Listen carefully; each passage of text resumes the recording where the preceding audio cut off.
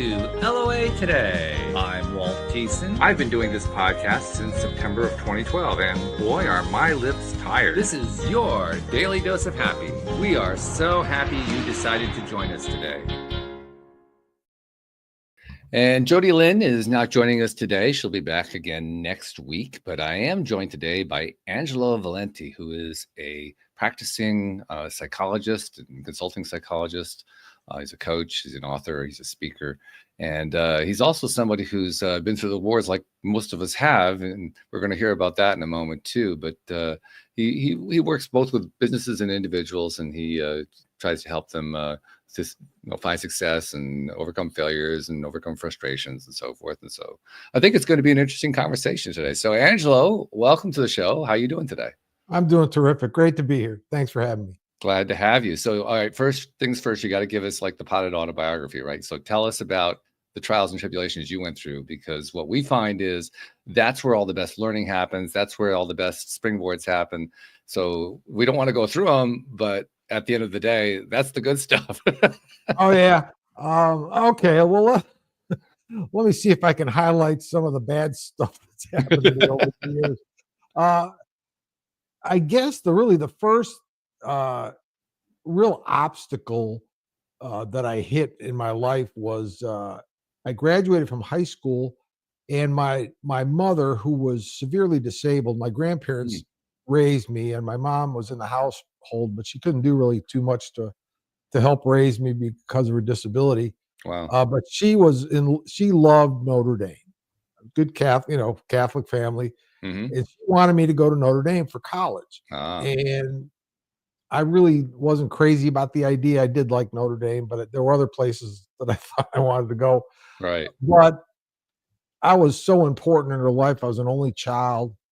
And so I applied to Notre Dame. Got into Notre Dame and left home to go to college in the fall.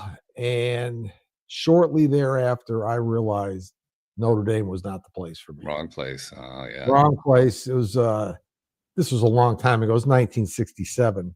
Mm-hmm.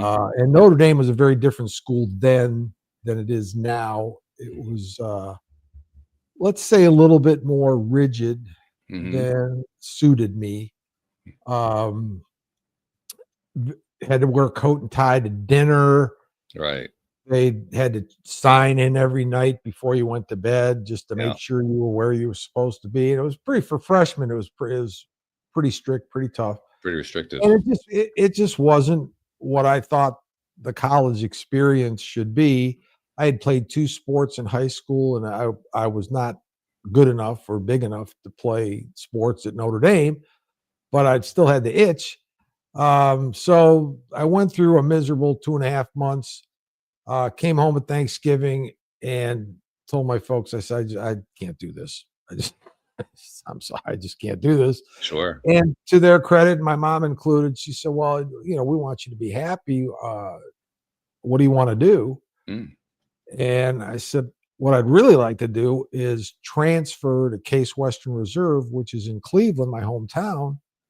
And I can play 2 sports there. It's a smaller school, Division III. And you can come watch me play. Oh, there you go. And I can live on campus, but I can come home on Sunday and have a nice family dinner. And I think I'd be much happier doing that. And they said, great. So I transferred to Case Western Reserve and enjoyed that experience thoroughly. And I learned from that my parents were more understanding than I gave them credit for, I guess. They just wanted the best for me. They set high expectations for me, and I really set high expectations for myself. I really didn't want to disappoint them. And when I realized they didn't disappoint them, they ended up having a great time coming to my football and baseball games. So it worked out great. But at the time, I was mostly feeling relief from getting out of the short-term gulag that Notre Dame was for me. I get that. Yeah. And especially in that era, I mean, that was the 1960s. It was an era of change, but that doesn't mean everything had changed. A lot of things had not changed. And there was a lot of strict stuff going on all over the country. Right. So you were experiencing. Oh, sure. And to tell you how different things were between Notre Dame and Case Western Reserve, and I hope there aren't too many people from Case Western Reserve listening to this right now, but I went from a very strict environment to walking into the student union at Case Western Reserve. And keep in mind, it's 1968 now. Mm-hmm. There was a haze of pot smoke Yes. hovering Okay. over the ceiling in the student union. Right. So it was a little bit different. Just slightly. Yeah. Small I difference. went Little from culture shock there. an all men's school to co-ed dorms, which was another shock. So it was exactly the opposite of where I Right. left. Right. So that continuing after college, I got married. My first marriage. Went to graduate school at the University of Georgia. Managed to get my PhD in 4 years, and my goal was to be a college professor, which I accomplished. My first teaching job was at Oklahoma City University, Oh, okay. where I taught psychology in the late 70s and was promoted to the department chair of the psychology department after my first year, which came as a big shock to me. It came as a bigger shock to the individual who was the chairman who hired me and got demoted. This was none of my doing. The dean thought it was a good idea, and I was too stupid to realize it wasn't a good idea. Well, it turned out to be okay. But after 4 years of teaching, I realized that I had 2 young boys at the time. I realized I couldn't support them in the manner that I was supported when I was growing up. So I left academia and joined a consulting firm. Oh. And they moved me to Memphis. Mm-hmm. So I started consulting with businesses. That was a shock also, because I was wearing T-shirts and jeans to work every day, and I had to buy like 3 suits that I could rotate. Especially in that era. Eyes and the whole thing. Oh yeah. I had none of that. Yeah, that was a button-down era too. That was. Oh, absolutely. Business was very, very coat and tie all the time. Yeah. Fortunately, that's changed a lot. So I worked for them for a couple of years and had a client in Nashville, and he really talked me into moving to Nashville and setting up my own consulting practice. So I was 33 years old, and I figured, what the hell? If it doesn't work, I can always get another job. And I'm 43 years later, I'm still doing it. Yeah. So that worked out pretty well. That was a big transition. Going to work for yourself when you've never done that. Oh yeah. It can be a little stressful. There were times when I was sitting at my desk wondering where my next piece of business was going to come from. I know exactly how you feel. Yeah. Because I've been an entrepreneur for the last 25 years or so, and I know exactly what you're talking about. Oh yeah. So it's feast or famine. Sometimes you might have a lot of invoices out, but you haven't been paid yet. So you don't know whether you're rich or poor. I mean, you're kind of in the twilight zone. So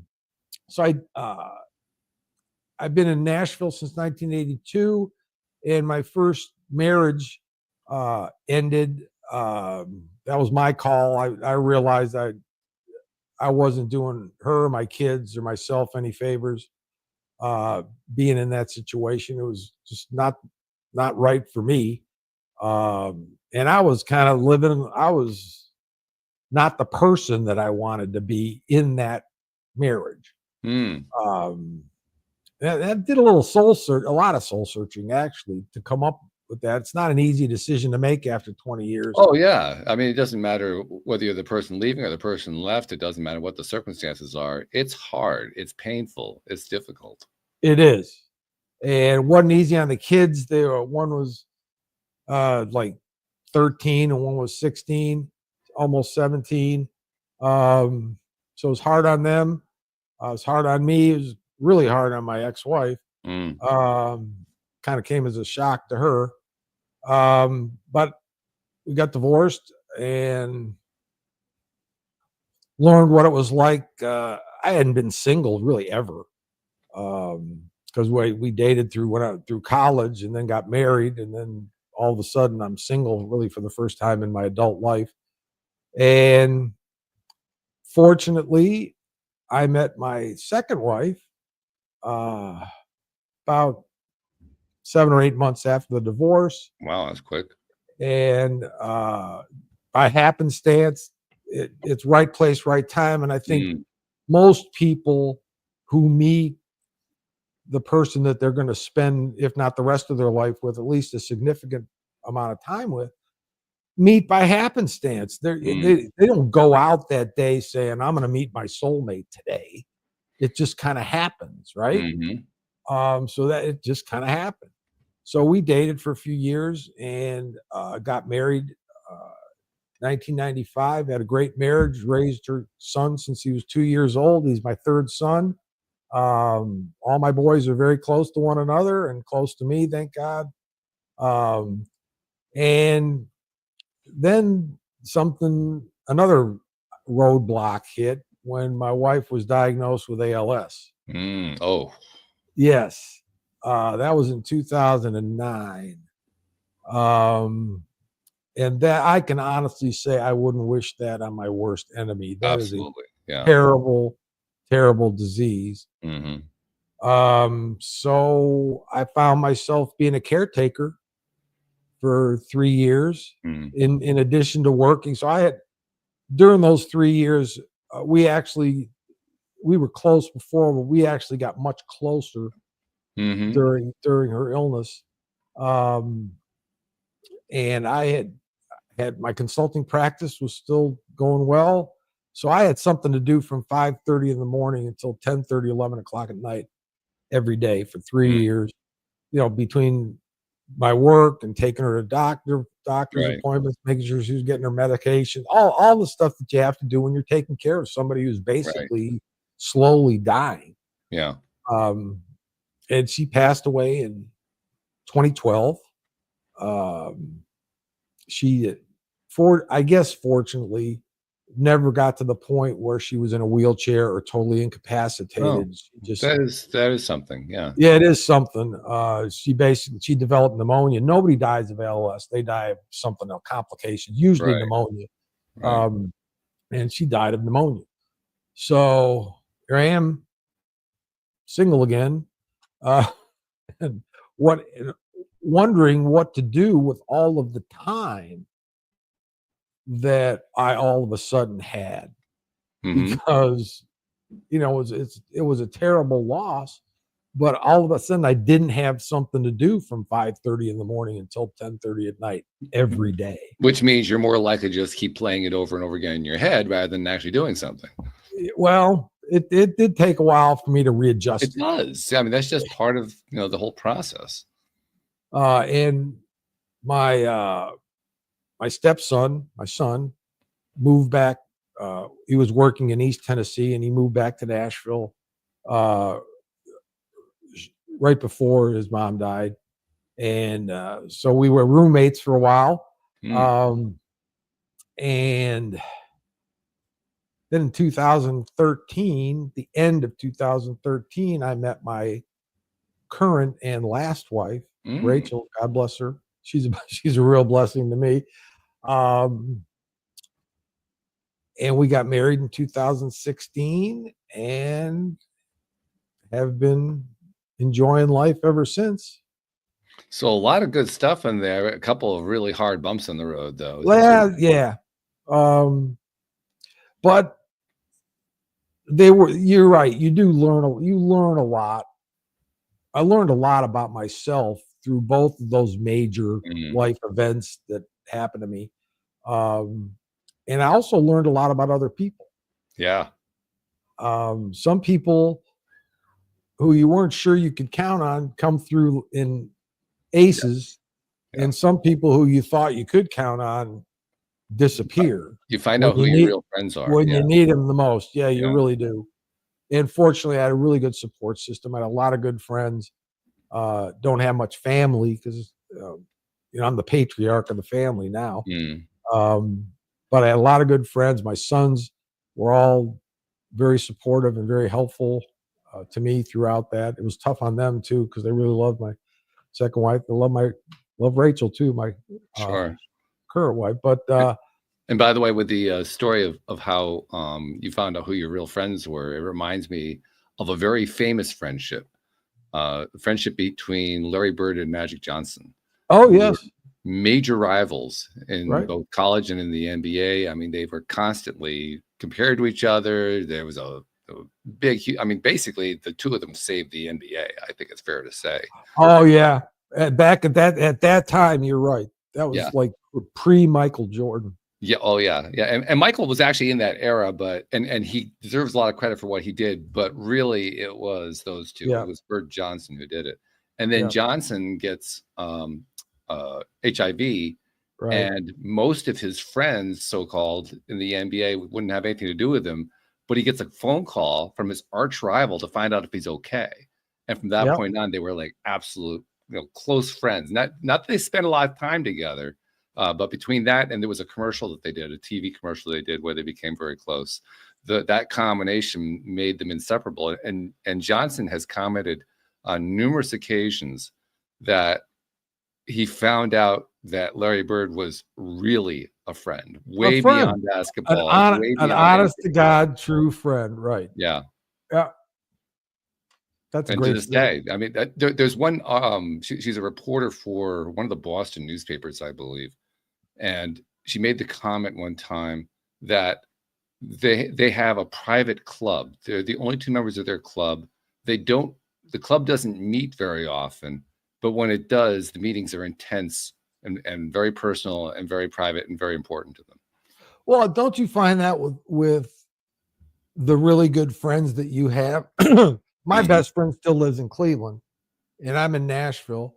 But when we get together, it's like we've never been apart. We have a common language. We have some shared experiences that no other people know about.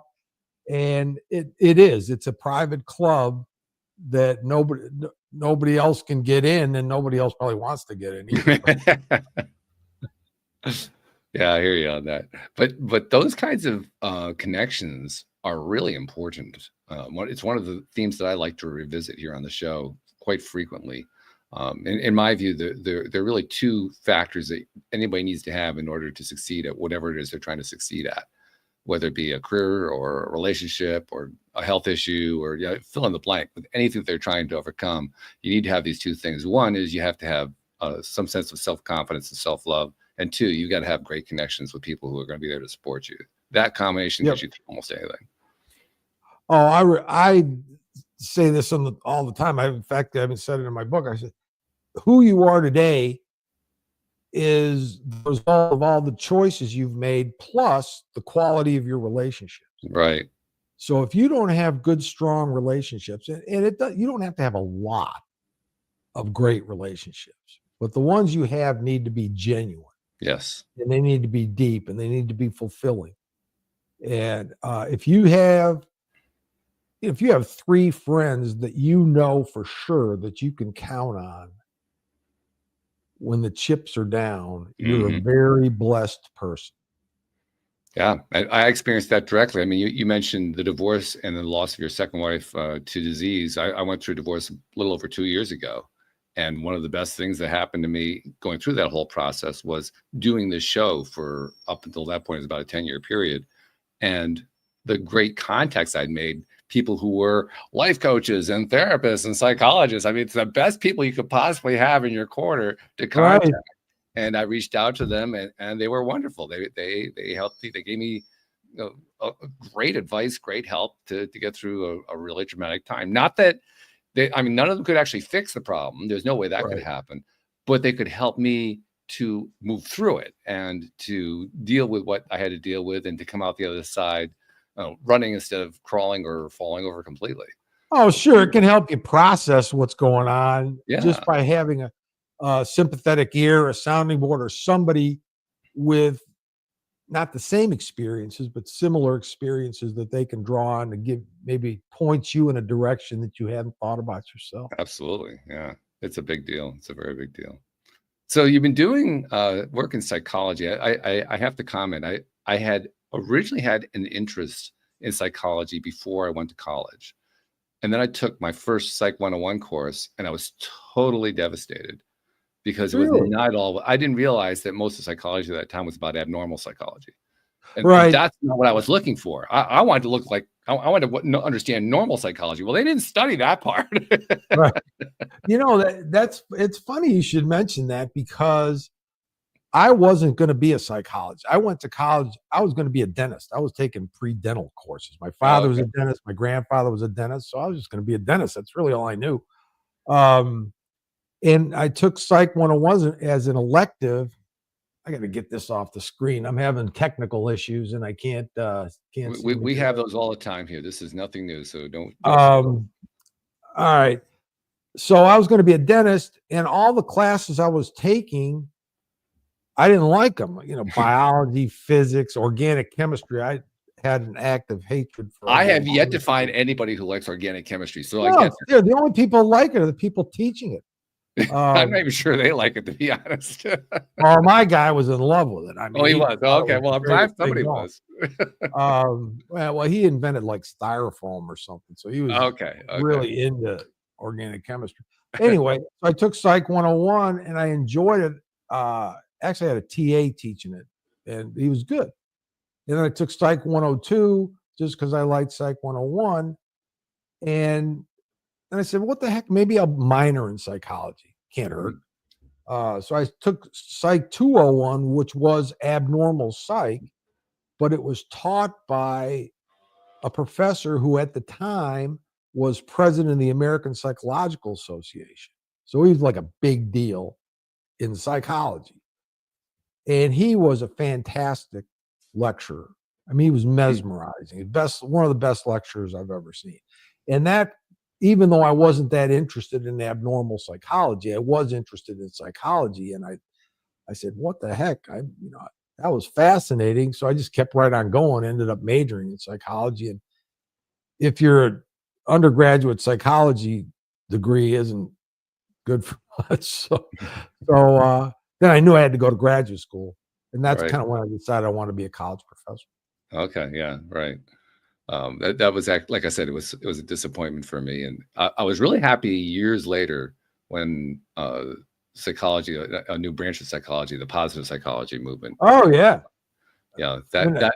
I wish they had been around when I was in school. I was in school in the late 70s, and I wished it was around then, but of course that was about a decade and a half too early. I think I was probably a disciple of that before it existed, and I didn't have the.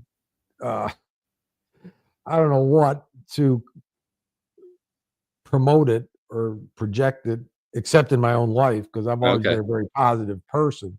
Yeah. But I think the whole idea of personal responsibility and positive self-talk and not complaining and doing something about it instead of complaining about it, that whole idea is terrific. And I think it's helped a lot of people much more than rehashing all of the bad things that have happened to them in their life, because there's nothing you can do about those anyway. Yeah, I mean, if they're haunting you, certainly you need to find a way to let go of them. Oh, sure. Yeah, sure. But and one of the fascinating things to me is the guy who's considered to be the father of the positive psychology movement, Dr. Martin Seligman. Seligman, yeah, he's a social psychologist. Actually, that's my degree, social psychology. Yeah. Right. Okay. Well, he wrote the book called Learned Helplessness.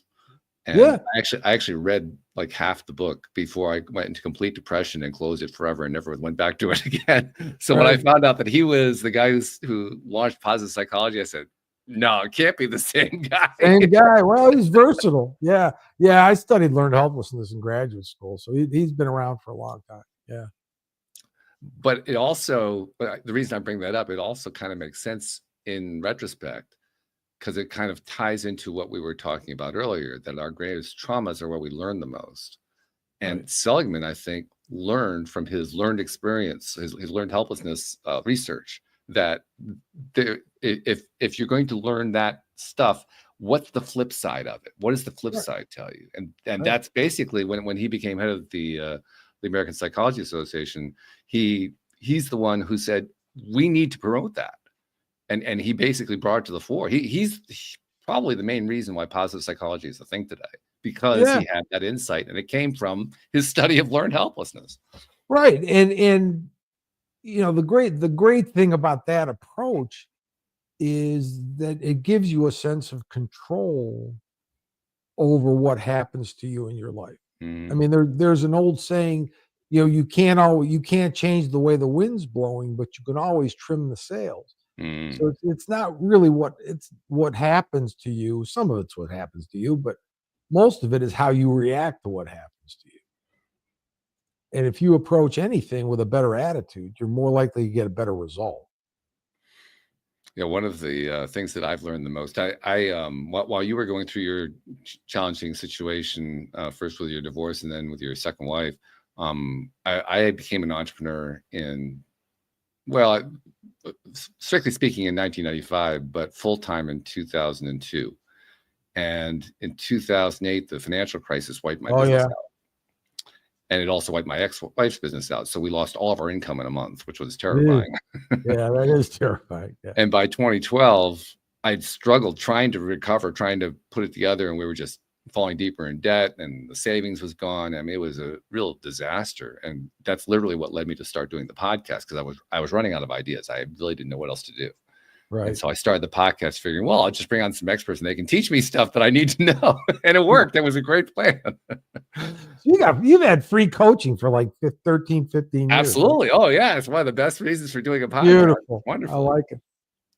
But also one of the other things that came out of it was learning how powerful it is to have exposure to not only your own trials and tribulations, but also learning in the long run. And you can't really do it in the midst of it right away, but in the long run, coming to value them and coming to appreciate they're really there to do a lot of good for you. Like all the trials I went through, both the financial trials of the 2008 to 2012 era and thereafter, and also the divorce that I went through, both of them made me stronger.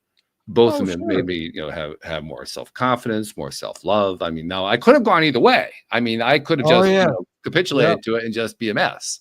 Right. But I didn't. I learned from them, and with a lot of help, I learned from them, and I came to value. Boy, I mean, it's like what my friend Joel Elston. He's one of my co-hosts. He was a gambling addict who went to Vegas, lost all the money, stole from his family's business, went to jail over it. I mean, he had this whole thing, and then completely turned his life around. And he repeatedly tells us that he never wants to go through it again, but it's the best thing that ever happened to him in his life. Well, it's, the old "what didn't kill you make you stronger," but if you look at it the right way, it really can make you stronger. And one of the things when I'm coaching people who are going through some difficulties, I tell them, you have survived 100% of the worst days of your life. That's a great track record. Yeah. So you know that whatever life throws at you, you can handle. And that's important to give ourselves credit for that. We have a tendency to kind of skip that. Yeah, we do. And that's because I really think people are being conditioned today to be negative. Well, we're conditioning ourselves. We're doing a great job of it, by the way. Oh, we are. Right. Well, between social media and other media and entertainment, almost everywhere you look. Oh yeah.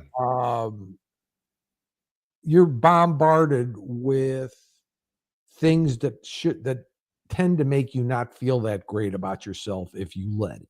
Right. And it takes pretty strong will and determination and understanding of what's going on. That's not being done by accident. Because, in my opinion, the whole purpose of social media is to get you to buy stuff and to argue with one another.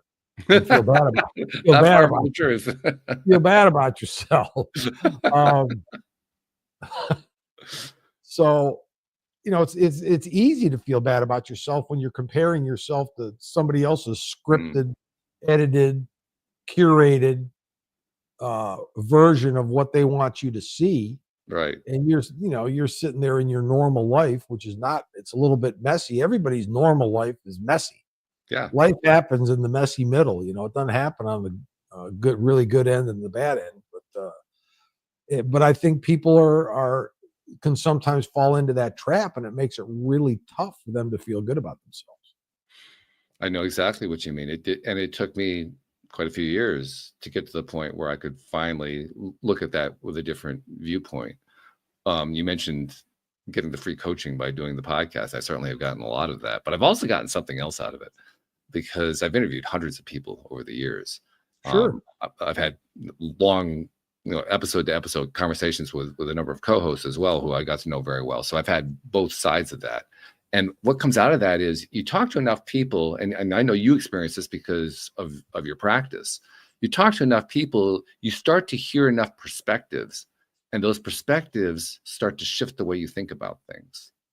Just because everybody has a different perspective on stuff. Oh, sure. And when you come to appreciate what those perspectives, like the way I like to express it is, I love the ones whose perspectives I have the same perspective with. I love those people, but they're not the ones I learn the most from. The ones I learn the most from are the ones I disagree with completely. Right. And you really have to dig deep to try to understand why they believe the things that they That's believe. right. Oh, yeah. And it's like a gut check every time. It is. And it's a rare and wise person who can say, they might be right. I got to rethink how I'm looking at things. Maybe their way of looking at it is better, more productive, help you sleep better at night, whatever it might be. But I don't think we're in an environment now where admitting that somebody else might be right happens a lot. Well, I think it's actually improving, but I get your point because I mean, it's not hard to spot in society today. It's very obvious that kind of thing is going on. But by the same token, I do see a lot of it. I see a lot of improvement going on, and maybe that has to do with the fact that I've had my own improvement over the years. It's kind of affected my perspective, but I don't necessarily ask myself, well, are they really right? What I ask myself is, what part of it works for me? Okay. What can I take from this and use it? Yeah.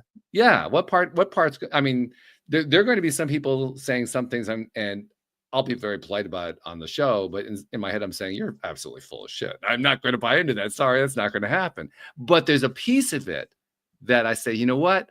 I don't agree with what they're saying, but that piece is useful. I can take that piece on. Yeah. I like that. Yeah.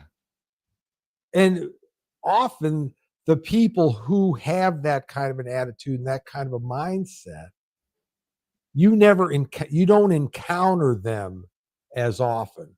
What you tend to see and hear are the people who are locked into a certain point of view, and they're loud about it. There's a lot of people doing great things, both in their personal life and in their professional life, that you don't know anything about because they're being real quiet about it. Right.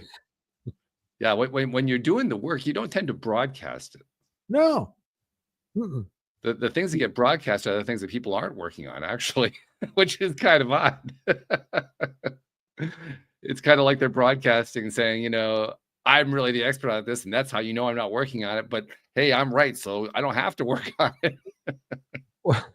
Well, the things that people used to be ashamed of and would work on in private, they celebrate in public now. It's a way of getting attention. Okay, and that's not necessarily bad. That's it's not necessarily no, it's not necessarily bad. Absolutely, but I was raised with the idea that some attention is bad attention and some attention is good attention. And I think the lines have been blurred between what's bad and what's good, and what's productive and what's unproductive, what's healthy and what's unhealthy. I think some of those lines have been blurred. Well, I'll tell you what, I did get to the point where I decide to shift my way of thinking about good and bad. because I realized that most of the time when I was trying to think about something as being good or being bad, that the judgmental side of that was actually interfering with my own growth. So I decided that anytime I encountered a situation like that, instead of saying that it was good or bad, I would say that I liked it or I didn't like it. In other words, Okay. take the moral angst away from it. Because you Well, can you like know, whatever you want, you can dislike whatever you want. That's perfectly ab- okay. absolutely. Yeah. And you can. Some people would say, instead of good or bad, is this productive or unproductive? Yeah, that's a good way to Is do this it. Sure. helping me or hurting me? Yeah. Right. Yeah. And that approach actually is how I accomplished what I talked about a moment ago, of being able to talk to somebody who I fundamentally disagree with, but they have that one thing that I can get from them. Because I'm not treating it as good or bad anymore. Now I'm looking for, what part do I like? Nice. I like that. I might use that. I'm Yeah, gonna steal it. steal Feel it. free. I'm gonna steal it. Oh, That's one of the points for having conversations like this, so we can steal these things from each other. right. So let's look at your career a little bit, because you've been a consulting psychologist and coach for quite a few years, 43 years, I think you said. I mean, Oh, sure. I've been coaching before coaching was even a recognized before it was profession. a thing. Yeah. There was no right. I used to just call it acting as a sounding board for leaders. Okay. And my first client, one of the reasons he wanted me to set up my own practice in Nashville, he gave me an office in his suite of offices Oh, starting out, and it was generous, but also self-serving on his part, because he wanted me close by where he could just pop into my office. I get it. Yeah, I Right? totally get it. Yeah, I mean, it was a win-win, absolutely. But he was fanatical about getting feedback. He loved getting feedback. And, he'd pop into my office and say, what should I be doing more of, less of, or different? He'd ask that question of his team. He'd ask that question of me, because he always wanted to see what he could be doing better. Okay. Gotta give him And credit. That's a guy who's in growth. that was rare Yeah. 40 something years ago. Yeah. And so I'd coach him, and I ended up coaching his leadership team, because it became part of the culture of that organization Hmm. to ask that question or some version of that question. So I ended up working with them for a number of years until he passed away, Oh, okay. which was, I cried at his funeral, because Yeah, sure. he's the reason I've got whatever kind of career I've got. He's the reason. Right. So I've been coaching for a long time, and also I spend the majority of my practice helping companies hire the right people for their culture and developing the talent that they have within their organization. And so Yeah. I work with companies that are passionate about people, and not every company is. Yeah. But those organizations, they want to bring the right people in, people that are going to contribute, people that are going to fit into the culture, because some people can be great in one working environment and not so great in another working environment. And Hmm. the person's skills, talents, personality is the same, but you put them in a different setting, and they're going to be more or less productive and happy. I totally agree. Yeah. In fact, Uh, it reminds me of something. I have a tech background. So before I was an entrepreneur, I was working in the tech arena, servers and all that kind of stuff. mhm. And one of the things, of course, that comes out of that is that I have a lot of knowledge and appreciation about the modern stuff, including things like job boards, like Indeed.com and so forth. I understand Right. how it works. I understand the thought process behind it.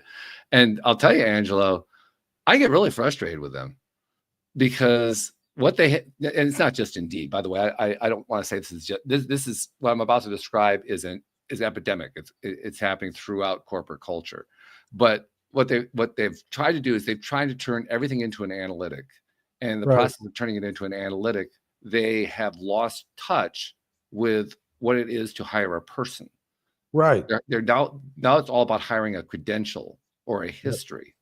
And they've taken the soul out of it, basically, because a person in every organization I've ever seen, they tend to hire for skills and they end up firing for attitude. Yeah. Isn't that Right? interesting? And indeed, all the other job boards, they focus on skills. Does this person have the skills to do the job? Right.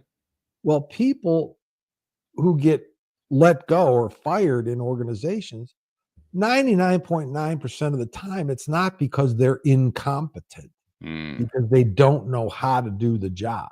Mm-hmm. It's because they can't relate to their customers, or they can't work well as part of a team, or they're disruptive, or they're late, or there's any number of reasons that are attitude related, not skill related, that end up getting them fired. Or to put it another way, the emphasis on skill forgot to emphasize people skill. Right. Oh, people skills. The most successful people in companies have, the big thing is emotional intelligence is what they're calling it now, but you know, empathy, the ability to communicate, understand where other people are going through, understanding themselves, social self-regulation, social regulation, all the things that make up emotional intelligence. Those are the people that tend to rise to the top. And unless they've got some specialized skill that nobody else has in that organization, that the organization really needs. And one of the things I believe is that if you want to have job security, get really, really good at a job that nobody else wants to do.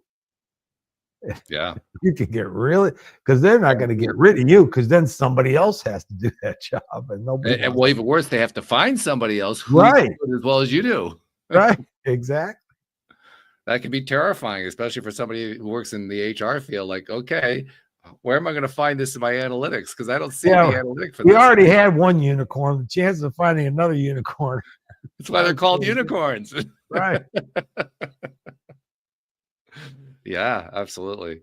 In fact, it's one of those things that has kind of permeated the job market so severely that, despite the fact that government numbers will tell us that unemployment is relatively low, people don't perceive it that way. I think a lot of it has to do with people kind of being plugged into the wrong job. Right. But I think a big chunk of it is also they feel trapped because they don't see how they're going to get what they want anyway, because they don't fit the right analytic. That's true. Yeah, it's become very, very impersonal and very, you're right, data driven. But shit, I had a thought there and it just went away. That happens. Yeah, happens that all happens the time when here. you get old sometime, Oh, okay. Here's what I was going to say. People, when they leave a job, they're not leaving the job. They're leaving the place that they're doing the job. Yes. And usually it's their manager that drives them away. Yeah. Because they're applying for the same job someplace else. Right. Right. Yeah. So it's not the job, it's just where they're doing the job. And their immediate supervisor is usually the person that runs them off. Yeah. It's interesting how often that happens too. Oh, sure. Yeah. And that's nothing new, by the way. I can't put all the blame on analytics for that. I mean, that's been around for a long time. You've been doing it for 43 years. I imagine it's been going on throughout that entire period. I wouldn't be surprised if it was going on in the Dutch East India Company. Exactly. In the 1600s. Right. Yeah. This is a long-term thing that's been going on. We're also at a point though where there's like a general trend that goes on right now. A lot of institutions are crumbling. And I think what we're talking about, this is part of that institutional crumbling trend going on, because one of the things that happens when an institution crumbles is that the people who are in charge of it hang on even tighter. Oh, sure. Right? Because they have to retain it in some way. And the tighter that they hang on, the quicker it crumbles. And they don't quite understand why that's happening. But that's what I see happening right now. So even though we're still in the clutches of the data-driven economy for a job market, the crumbling has happened fairly quickly. I mean, it's really, you could probably tell more than I can, just because I'm not directly in the corporate arena anymore. But just looking from the outside in, it seems pretty evident to me it's falling apart. A lot, yeah, it is. A lot of it is falling apart because you're trying to apply old methods, old ways of thinking to a world that's moving much faster than you're able to adapt. Right. I mean, change used to happen at a snail's pace. Yeah. Right. We both remember that too. Oh, absolutely. And now, I mean, when you think about it, 2 years ago, nobody heard of AI, chat. Oh, yeah. Yeah. 2 years ago. And now it's everywhere. And I was one of the, like I said, I have a tech background, so I had heard of AI, but even with me, what I had heard was so kindergarten level that I didn't think it was going to happen in my lifetime. Then when it sprung up, it was like, where the hell did that come from? Right. And it's multiplying exponentially. Oh, yeah. In its power. Mm-hmm. So when you think about, if you used chat GPT, let's say 2 years ago, and then you use it now, night and day. Can do so much more now than it could then. And when you think about what might it be able to do 2 years from now, it staggers the imagination. And it's already affecting a lot of jobs. If I was a computer programmer, I'd be really, really worried right now. A lot of them are. A lot of them are angry. Right. Oh, sure. My brother works for NASA. My brother works as a software developer for a company that supports NASA. And he was telling me, I just saw him like 2 weeks ago. He was telling me just how many of his fellow coworkers are furious at AI. Absolutely furious. Sure. They've software developers, they've engineered their own destruction, basically. Pretty much in some ways, they coded their way right out of business. Yeah, well, they're also experiencing something they've never experienced before, because from the moment that software development became a thing, it has been a highly successful field to be in. Oh, absolutely. And now for the first time, their field is for. Well, it's not only in trouble, it may go away altogether. I don't think it'll ever go away, but it's certainly not going to be what it was. Right. Yeah. Yeah. What it was is, that was the golden era. Now the golden era is coming to an end. And as happens every time there's a golden era, when it comes to an end, it's like, oh my God, the world is ending. Until the next golden era, right. Until the next one, right. Exactly. I actually enjoy AI. I've been doing some experimentation with it. I'm in the process of actually trying to create a local AI on my computer, not one of the large model ones, but a local one. But I have somebody who's ringing my doorbell. I got to go grab the door. While I'm doing that, tell people about what you've been working with people in the corporate world who are dealing with AI issues, because I think it's really important. Okay, sure. All right, folks. One of the things that I see in the corporate world is AI is taking over some of the creative roles that used to be commonplace. Graphic designers, technical writers, things of that nature that companies used to have to hire for. People, how do you write marketing material? How do you write company report, annual reports, things like that? And that kind of writing is what AI is really good at. I was talking about. I was hearing it. Companies used to hire technical writers, marketing writers. A lot of those writers, I hope they have some great novel ideas, because writing novels is going to be a better bet for them than writing corporate materials, because that's just going to go away. Well, I And think what's even if the happening is, writing's not as good, it's well, going yeah, to that's be true. it's going to be good enough Yeah. that businesses aren't going to pay somebody $100,000 to do what AI can do for And, nothing. and to be perfectly frank, what was already done in the realm of technical writing wasn't all that great anyway. Right. First of all, because the moment you wrote it, it changed 5 minutes from then, so it Right. was already out of date. A lot Yeah. of the time, it kind of touched the surface of whatever it was that the guy was writing about or the woman was writing about, but there were often tremendous holes in it. So I think it's kind of one of those fields that needed to go away in the current form that it's in. You need to have something like an AI to come along so you can update stuff automatically so that the technically written materials can keep up with the technology. Because I otherwise, would it doesn't like really help a whole lot. I would like to think that AI can do a better job of writing owner's manuals or instruction manuals for any kind of device that you get.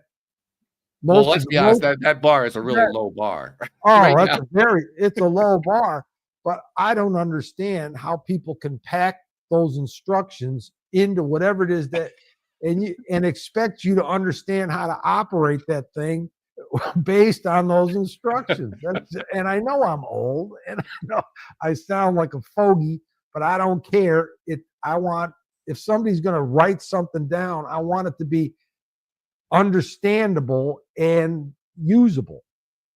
And a lot Well, of I'll that tell you stuff. what, I honestly believe that one of the good things that's going to come out of this is as well, first of all, people are going to have to deal with the fact that entire industries are shifting, no doubt about that, and that's what we've been Right. touching on.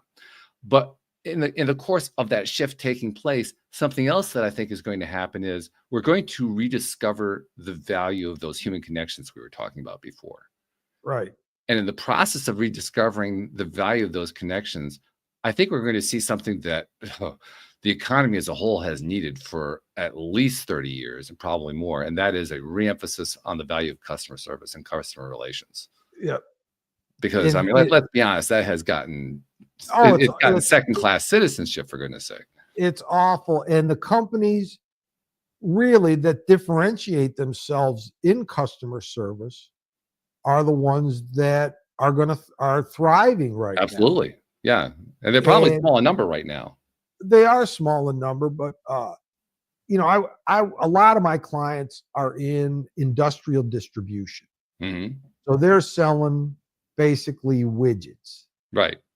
Okay. And all of the distributors have access to the same widgets. Mm-hmm. So what differentiates my clients from their competitors is the service that they provide. Yeah. Yeah. And that's why they place such a big emphasis on hiring the right people, because those people are the people who are touching the customer. Yes. And if you can give a customer a personal touch, you're going to have a big advantage over somebody who has to press 10 buttons on a phone just to maybe get a live person to talk. Yeah. Yeah. I think that's a trend luck. that's going to shift very dramatically over the next 5, maybe 10 years. Well, at the rate technology is going, maybe not even 5 years, maybe 2 years. But we're going to see a lot more emphasis, I'm sure, on customer service, just because companies are going to be thrashing around trying to find some way to maintain their particular situation in their own economy right now, because all the economies are in a crumbling mode. Right. And so, as I mentioned, they have to differentiate themselves. They have to. It's a requirement. The best way to differentiate yourself is to delight your customer. Don't just serve your customer. Right. Delight your customer. Yeah. And I've always been a big fan of Ritz-Carlton because their motto is "Ladies and gentlemen serving ladies and gentlemen." Oh, nice. If that isn't the best corporate motto you've ever heard, it's the best one I've ever heard. And it just emphasizes that's what they're about. And they train their people into that. What can you do to make the guest experience the best it can possibly be. Right. Yeah. And I think, most of I don't know where, if you stay in a lot of hotels lately, but the service level is dropping like a rock. You're lucky if you can get anybody to do anything when it needs to be done. Yeah. Yeah. So if you can have that kind of experience, of course it comes with a price tag, but if you can have that kind of an experience, you're going to want that kind of an experience. Right? Yeah, absolutely. I agree. As usual, when we have these conversations, I look at the clock and I say, where did the time go? And that's happened in this case. Dude, where did it go? Like, holy cow, it's gone already. What happened? But that's usually a sign. Actually, it's always a sign that the conversation's been good. It's been meaty. We've gone down some good rabbit holes, and there's no difference on this one. This has absolutely been another example of that. So I want to thank you for that. There are a couple things I like to do, though, at the end of every episode. First things first, there's a chance that somebody's listening, perhaps in a corporate capacity, that they need to have this kind of element introduced in their companies, which probably means they want to find out how to reach you. So I think we should probably tell them how to do that. I think that's a great idea. Okay. The easiest way to reach me is to go to my website, which is angelovalenti.com. And you can get all my contacts information there. You can book a free discovery call there. You can buy my book.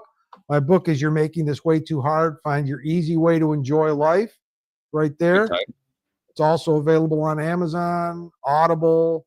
I'm building out a course called Enjoy Life the Easy Way. And you can sign up for pre-sale on my website if you'd like to. Again, angelovalenti.com. You can find me on LinkedIn, Angelo Valenti, PhD. You can find me on Instagram. You can find me on TikTok, Doc Angelo Valenti on TikTok. And I'd love to hear from you. If you'd like to book a discovery call, just go to www.reachangelo.com. And I'll be happy to talk with you. All right. Very good. I love that. And then the other thing I like to do is, there's actually three things I like to do, but one of them I can't do because that's where I turn to my co-host who's not here today. Because my co-host usually has a very unique perspective on the conversation. I mean, he or she usually participates, but they also are a listener. Right. And so they kind of represent the listening audience. And so I ask them to tie things together from the listener's perspective, which is a wonderful thing. But unfortunately, we can't do that today. What we can do, though, is the third one. The third one I started a few years back when I noticed, we were talking earlier about the impact of the modern technology, the social media, all this kind of stuff. People like you are doing podcasts with people like me. You're going on to podcasts, you're writing books, you're creating courses, you're doing all this stuff. You're posting stuff to put ideas out there. You're sharing your knowledge and experience with anybody who wants to listen and wants to get something from it. And it's a wonderful thing, but it's also something that we don't get much appreciation for, and we kind of forget about it because there are people who are benefiting from what we're talking about, from what you talk about, what I talk about, other guests that we never even hear about. Right. That's just it's kind of the anonymous nature of the internet, right? We have people who are listening and we don't even know who they are. We don't know what they're getting out of it or what they're doing with it. Right. And I realize that's something we need to give credit for. So Angela, on behalf of those people you've never met and you've never seen, never will meet, never will see, who you've been helping in ways you don't even know about by putting out your book, by coming onto the podcast, by doing all the stuff that you're doing. On their behalf, thank you for what you're doing because you're making a difference in this world. Thank you very much. You are too. I really appreciate you saying that because that's what I'm all about at this point in my life. That's all I want to do is make a positive difference in somebody's life. I hear you. Yeah. Well, thank you very much for coming here and making a positive difference in our lives. We appreciate it. I had fun. This is a fun conversation. So thank you. Thank you. Me too. Really good. And thank you to our podcast listeners everywhere. We'll see you all next time here on LOA Today. Goodbye, everybody.